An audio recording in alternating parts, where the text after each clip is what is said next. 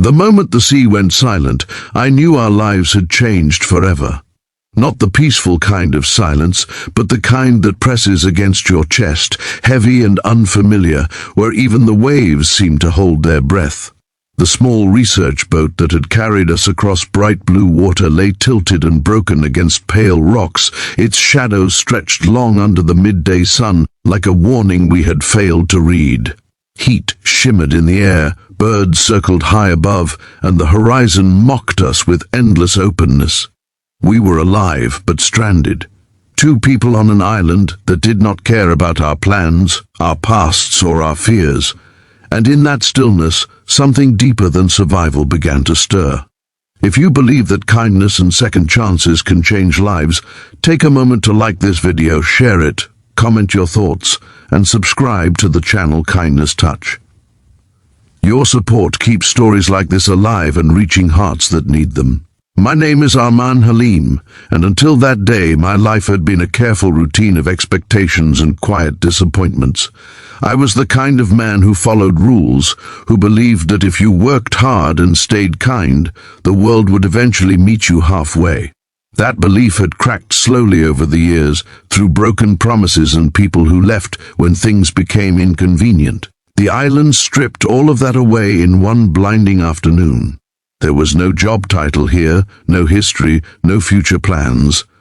Only sand burning under our feet, salt drying on our skin, and the question of whether we could survive long enough to be found.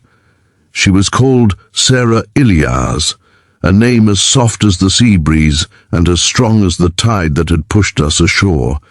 She had been part of the environmental survey team, practical and observant, with eyes that missed nothing. At first, we spoke little, conserving energy, scanning the shoreline, counting supplies salvaged from the wreck. The sun hung high and merciless, turning every movement into effort. We found a patch of shade beneath leaning palms and laid out what we had: a torn backpack, a half-full water bottle, a small emergency kit soaked but usable. It was daylight, bright and unforgiving, and there was no comfort in pretending otherwise. As the hours passed, survival took over. We walked the island's edge, noting coral cuts in shallow water, clusters of fruit trees further inland, and a narrow stretch of beach where smoke might be visible from the sky. The island was small enough to explore before afternoon began to fade, yet large enough to feel like a world of its own. Sarah moved with quiet determination, her expression focused but calm. I admired that calm more than I expected. In crisis, people reveal who they are, and she revealed strength without noise. The first real challenge came with thirst. The sun had drained us faster than fear ever could. We rationed water carefully, letting only a sip touch our lips at a time. My head throbbed, and my thoughts wandered to mistakes I had made in life, relationships I had let slip through my fingers because I was too afraid to be honest about what I felt. The island had a way of forcing honesty, even with yourself. There was no distraction here, no escape into routine, just the truth laid bare under the daylight sky. By mid-afternoon we had built a crude shelter using driftwood and palm leaves. It was nothing more than a lean-to, but it offered shade and a sense of purpose. Purpose mattered. Without it, panic would creep in. As we worked, our silence softened into something like understanding. We didn't need many words.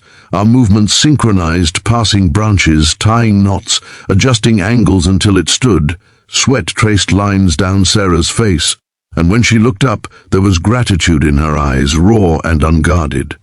That look did something to me. It reminded me that being needed, even in small ways, could heal parts of you that had been aching for years. Later, as the sun began its slow descent, though still firmly in the sky, we found a shallow freshwater pool inland, likely fed by rain. It wasn't much, but it was hope. We filtered it as best we could, letting the water settle, trusting in necessity more than certainty. Survival had become a shared promise between us, unspoken but firm. The island no longer felt like a prison, it felt like a test. As daylight stretched on, something shifted between us. It wasn't romance in the traditional sense. It was vulnerability. Sarah sat beside me under the shelter, knees drawn close, staring out at the bright sea. Her strength softened, just enough to let something honest through.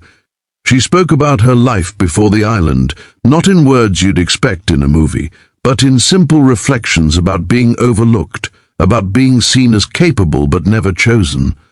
She spoke of how people admired her resilience but never stayed long enough to care for her exhaustion. And then she said something that stayed with me, not as a line spoken aloud, but as a feeling pressed into the air. She was just a woman, tired of being strong alone, and in that moment of isolation and daylight truth, she wanted connection, not rescue, but understanding. I realized then how much I had hidden behind politeness and restraint in my own life. I had wanted to be wanted, but feared the cost of admitting it. On that island, with the sun illuminating everything, there was no hiding. I felt seen in a way I never had before, not as a provider or a problem solver, but as a human being sharing fear, hope, and warmth with another. The island had stripped us down to essentials, and what remained was honesty. The days blurred together under the consistent brightness of the sun. We learned the island's rhythms, when the tide retreated, where shade lasted longest, how to gather fruit without attracting insects. Each small victory bound us closer. We laughed once, unexpectedly, when a coconut fell and narrowly missed us both. The sound surprised us, and then we couldn't stop. Laughter felt rebellious against fear, and we welcomed it. Yet the challenge was never gone. Every time a plane passed too far away, every time the horizon stayed empty, doubt crept in. Would we be here for days, weeks, longer? At night, though the story remained rooted in daylight memories, the anticipation of darkness weighed on us. We planned signals, arranged stones, prepared smoke materials, always during the sun's watchful presence. Hope became a discipline, something you practiced even when it hurt. What changed me most was the way Sarah trusted me, not blindly, but deliberately.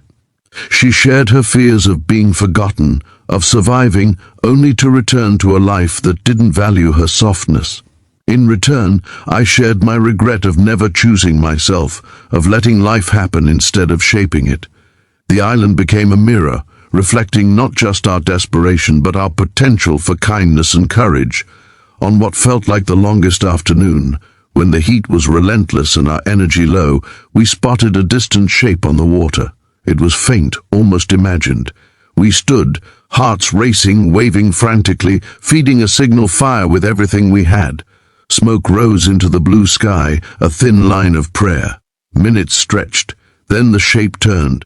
It was real, help was coming. Relief crashed over us, but it was bittersweet. Survival was within reach, yet the island had given us something fragile and rare. As the rescue boat approached under the bright sun, I understood that what we shared wasn't born of isolation alone.